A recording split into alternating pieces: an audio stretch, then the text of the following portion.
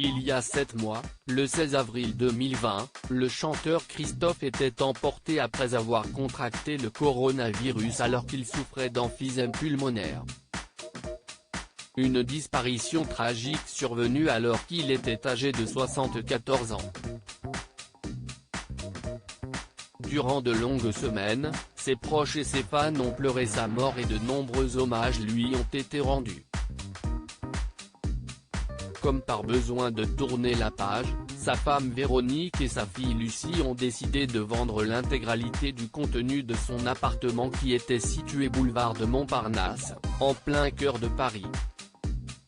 L'occasion pour les fans de l'artiste de retrouver des tableaux qu'il affectionnait particulièrement, son studio d'enregistrement ou encore ses nombreux jukebox, sets.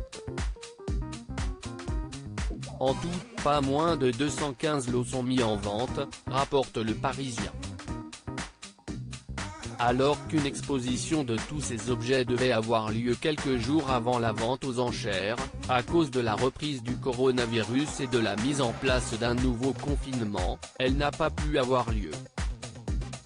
Mais devant la persévérance de la femme et de la fille du chanteur, la vente, elle, est maintenue et se déroulera donc ce samedi 7 novembre 2020 à partir de 14h30 sur le site de la Maison Cornette de Saint-Cyr.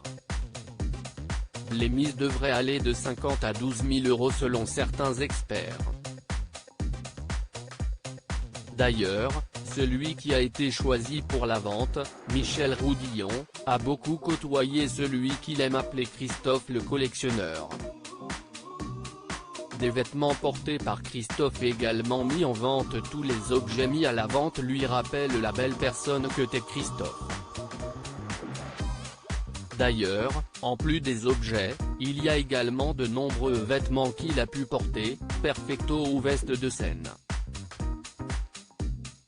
C'était sa garde-robe de travail, les vêtements qu'il portait sur scène ou pour les tournages.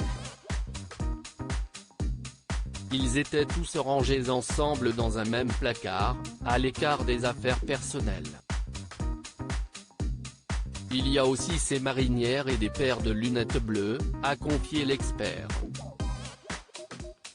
Nul doute que cette vente, qui se déroulera uniquement en ligne, devrait attirer de nombreux fans, nostalgiques des années Christophe.